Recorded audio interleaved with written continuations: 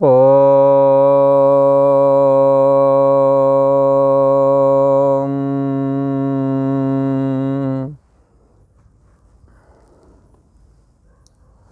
श्री योग वासिष्ठ के उपशम प्रकरण में श्री वाल्मीकि जी महाराज बोले, हे भरद्वाज, ब्रह्मर्षि वाल्मीकि जी के जो परम श्रेष्ठ तत्वदर्शी शिष्य थे, उनका नाम भरद्वाज था, जो कि बड़े ही विद्वान और बड़े ही तपस्वी और ज्ञानी बताए गए हैं। श्री वाल्मीकि जी महाराज ये योग वासिष्ठ महारामायण नाम के ग्रंथ को अपने शिष्य भरद्वाज को पहले सुनाते हैं। योग वासिष्ठ महारामायण नाम का ये ग्रंथ ब्रह्मर्षि महर्षि वाल्मीकि द्वारा रचित है और इस महान ग्रंथ को श्री वाल्मीकि जी महाराज ने सर्वप्रथम भरद्वाज को सुनाया था। इसलिए यहाँ संबोधन में कहते हैं, श्री वाल्मीकि जी महाराज बोले, हे भरद्वाज, जब भगवान श्री राम को, जो कि बड़े ही उदार हैं और सूर्यवंश के कुलदीपक हैं, जब इस प्रकार बड़े उदार आत्मा राम जी ने विचार के संयुक्त चित्त संयुक्त रात्रि व्यतीत की, अर्थात बारंबार विचार करने लगे और विचार करते हुए रात बीत गई, तो कुछ तम संयुक्त तारागण हुए। फिर जब कुछ अंधकार निवृत्त होने लगा तो तारागण दिख रहे थे और दिशाएं भी धीरे धीरे पौ फटने लगी और अंधेरा जो था वो खत्म होने लगा। फिर क्या था, फिर तो दिशाएं दिखने लगी। प्रातःकाल के नगारे नौबत बजने लगे राजा दशरथ के महलों में। तब राम जी ऐसे उठे जैसे कमलों की खान से कमल उठता है, और भाइयों के सहित प्रातःकाल के संध्यादिक कर्म करके कुछ मनुष्यों से संयुक्त श्री वशिष्ठ जी के आश्रम में आए। किसके साथ आए हैं? कुछ लोगों के साथ, कुछ चारों भाई लोग और उनके साथ कुछ लोग कहाँ आए हैं? श्री वशिष्ठ जी के आश्रम पर आए हैं। कुछ मनुष्यों से कुछ मनुष्यों के साथ में आए राम जी। राम जी थे, राम जी के मित्र भी होते थे, राम जी के साथ उनके मंत्री भी हुआ करते थे। श्री वशिष्ठ जी महाराज एकांत समाधि में स्थित थे। उनको दूर से देख राम जी ने नमस्कार आदि चरण वंदना की और प्रणाम करके हाथ बांध खड़े रहे। जब दिशा का अंधकार नष्ट हुआ, अर्थात रात्रि व्यतीत हुई और प्रकाश प्रकट हुआ, अर्थात दिन निकल आया, तब राजा और राजपुत्र, राजा कौन है? राजा दशरथ हैं। राजपुत्र कौन है? भगवान राम।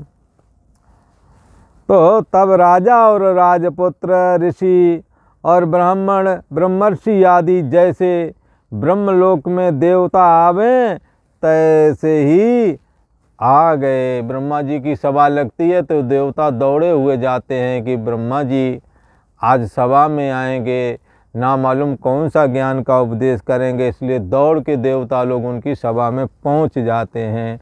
और सेम ऐसे ही श्री वशिष्ठ जी महाराज समाधि में जहाँ स्थित थे और उपदेश करने के लिए तैयारी में थे कि वहाँ भी सभी लोग पहुँच गए। तो तब क्या हुआ, ये ऐसे ही वहाँ पर इकट्ठे हुए, जैसे ब्रह्मलोक में देवता आते हैं वैसे ही श्री वशिष्ठ जी के पास में राजा, राजपुत्र, ऋषि, ब्राह्मण आदि उपस्थित हुए। श्री वशिष्ठ जी महाराज से दुर्लभ तत्व ज्ञान का श्रवण करने के लिए इकट्ठे हुए।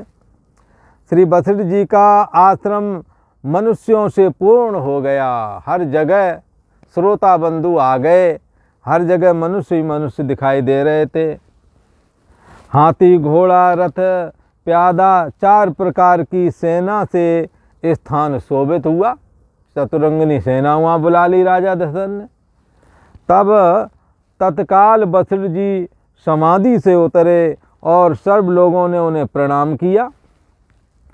श्री वशिष्ठ जी ने उन सबका प्रणाम यथा योग ग्रहण किया और विश्वामित्र को संग लेकर के आगे चले। कौन चले? श्री वशिष्ठ जी महाराज। और बाहर निकल आए और रथ पर आरूढ़ हुए। जैसे पदम में ब्रह्मा बैठे और राजा दशरथ के घर जाना था, तो उसको उपमा दे रहे हैं। क्या दे रहे हैं कि विश्वामित्र को साथ लेकर के वशिष्ठ जी आगे चले और बाहर निकल करके रथ में आरूढ़ हुए। और क्या उपमा दे रहे हैं? जैसे पदम में ब्रह्मा बैठे। पदम कहते हैं कमल पर, कमल पर ब्रह्मा जी बैठते हैं। और उसी प्रकार से दशरथ के घर की ओर चल दिए रथ में बैठ करके। जैसे ब्रह्मा जी बड़ी सेना से विस्तृत इंद्रपुरी को आते हैं, जब ब्रह्मा जी चलते हैं उनके साथ में बड़े बड़े दिक्पाल उनकी स्तुति करते हुए चलते हैं, जो बड़े ही सूरवीर हैं, पृथ्वी में उनको जीतने वाला कोई नहीं। ये सब ब्रह्मा जी की स्तुति पाठ करते हुए और चलते हैं ब्रह्मा जी को चारों ओर से घेर करके। तैसे ही वशिष्ठ जी बड़ी सेना से वेष्टित होकर के अपने आश्रम से राजा दशरथ के घर की ओर आए। और जो कैसा है, जो विस्तृत रमणीक सभा थी राजा दशरथ की, उसमें उन्होंने प्रवेश किया। किसके साथ में? श्री विश्वामित्र जी के साथ में। जैसे राजहंस कमलों में प्रवेश करे, ऐसे ही उन्होंने प्रवेश किया। तब राजा दशरथ ने, जो कि बड़े ऊंचे सिंहासन पर बैठे हुए थे, तुरंत उठ खड़े हुए और उठ खड़ के आगे जा कर के श्री गुरु महाराज वशिष्ठ जी की चरण वंदना की, अर्थात चरणों में प्रणाम किया और नम्र होकर के चरणों में अपना मत्था चरण चूमे। वशिष्ठ जी सबके आगे होकर के शोभित हुए। अनेक मुनि ऋषि और ब्राह्मण लोग उस सभा में आए। दशरथ से लेकर के राजा, सर्व मंत्री और बंदी जन और राम जी से आदि लेकर के, जैसे उधर के आए सभी लोग, तो राम जी के भी मित्र बंधु और उनके मंत्री आदि ये सब आए। राजा दशरथ से लेकर के राजा और सर्व मंत्री आए, बंदी लोग आए, बंदी जन, और राम जी से लेकर के राजपुत्र आए। जितने राम जी सबसे बड़े ज्येष्ठ हैं, ये राज्य के उत्तराधिकारी भी हैं, और जितने भी राजपुत्र थे वो सब आए। ये जो मंडलेश्वर थे, जो अलग अलग प्रांतों के जो मंडलेश्वर थे वो भी आए। ये कैसे थे मंडलेश्वर? उस समय के जगत के अधिष्ठाता थे। जो आजकल मुख्यमंत्री होते हैं वो समय के मंडलेश्वर थे। और मालव आदि सर्व भृत्य और टहलुए आकर के यथा योग अपने अपने आसन पर बैठ गए। अपने आप में यथा योग अपने आप में आसन पर बैठे और सबकी दृष्टि श्री वशिष्ठ जी की ओर लग गई कि ये ब्रह्मा जी के मानस पुत्र ब्रह्मर्षि वशिष्ठ जी महाराज ना मालूम अब कौन सी बात बताएंगे जिससे कि सुनने मात्र से ही कल्याण हो जाता है। इसलिए सभी लोग उनकी ओर नज़र गड़ा करके, कान लगा करके बैठे हुए थे। बंदी जन जो स्तुति करते थे और सर्व लोग जो शब्द करते थे वो सब चुप हो गए। निदान सूर्योदय हुआ और किरणों ने झुककर झरोखों में प्रवेश किया। जंगले से होकर सूर्य के निकलते ही जंगले से होकर के धूप अंदर आने लगी। कमल खिलाए और फूलों से सारे स्थान पूर्ण हो गए, क्योंकि सूर्य के निकलने से फूल खिल जाते हैं और उनकी महासुगंध फैली। ये कौन बता रहे हैं? श्री वाल्मीकि जी महाराज अपने श्रेष्ठ शिष्य श्री भरद्वाज जी से ये बात बता रहे हैं कि जब भगवान राम को उपदेश श्री वशिष्ठ जी महाराज करने वाले थे। रात भर तो विचार करके समय गुजारा, फिर सुबह तड़के ही ज्यों ही दिन निकलना चालू हुआ, सभा लग गई। उस समय कैसी स्थिति बन रही थी ये बात भरद्वाज अब जो उनके शिष्य हैं, तत्वज्ञानी हैं, बड़े तपस्वी हैं, अपने शिष्य भरद्वाज को ये बात बता रहे हैं कि सारे स्थान पुष्पों से पूर्ण हो गई। हाँ, जितने भी पुष्प थे सब खिलाए, इसलिए सब स्थान पूर्ण हो गए और उनकी महासुगंध फैलने लगी। झरोकों से, हे भरद्वाज, झरोकों में स्त्रियां बैठ करके जो वहाँ बैठी थी, उन्होंने चंचलता त्याग करके वो भी मौन हो गईं। चमर करने वाली, जो चमर ढुराने वाली जो महिलाएं होती हैं, वो मौन होकर शीश पर चमर करने लगे, कुछ बोलना उनके। हाँ, इतने वशिष्ठ जी महाराज बड़े गंभीर होकर के बैठे हुए थे, क्योंकि वशिष्ठ जी महाराज साक्षात ब्रह्म विद्या के अवतार हैं। हाँ, साक्षात ब्रह्म रूप ही है, उनके सामने सभी लोग शांत थे। सब वशिष्ठ जी की महासुंदर कोमल मधुर वाणी को स्मरण कर आपस में आश्चर्यवान होने लगे कि गुरु वशिष्ठ जी महाराज इस सृष्टि के रहस्य को एक एक करके बता रहे हैं, सारा रहस्य क्लियर कर रहे हैं। तब आकाश से राज ऋषि और सिद्ध विद्याधर और मुनि आ गए। आकाशचारी जो राज ऋषि थे, सिद्ध विद्याधर आदि थे, वो आकाश मार्ग से आए और श्री वशिष्ठ जी महाराज को प्रणाम किया, पर गंभीरता से मुख से कुछ ना बोले। आए वो भी प्रणाम करके शांति से बैठ के, बोले कुछ नहीं, क्योंकि वशिष्ठ जी का महान तेज था और वो साक्षात ब्रह्म रूप होकर के बैठे थे। और यथा योग आसन पर जब बैठ गए, पुष्पों की सुगंध युक्त वायु चली और अगर चंदन आदि जो खुशबूदार पदार्थ हैं, उनकी सभा में बड़ी सुगंध फैल गई। भंवरे शब्द करते फिरते थे और कमलों को देख करके प्रसन्नता होती थी भंवरों को। रत्नमणि भूषण जो राजा और राजपुत्रों ने पहने थे, उस पर सूर्य की किरणें पड़ने से वो रत्न और ज़्यादा प्रकाशित हो रहे थे। उस समय जो राजपुत्र बड़े बड़े गहने पहने हुए थे, हाँ, राजकुमार लोग जो कि भगवान राम के साइड में सब बैठे हुए थे, तो कहते हैं उनके गहनों के ऊपर सूर्य का प्रकाश पड़ता था तो और चमक मारते थे। श्री वाल्मीकि जी महाराज बोले, हे भरद्वाज, उस समय दशरथ जी ने श्री वशिष्ठ जी से कहा, हे भगवान, कल के श्रम से आप आश्रित हैं। कल आपने बड़ा मेहनत करके बड़ा सुंदर वचन उच्चारे थे, इसलिए आप थके हुए हैं क्या?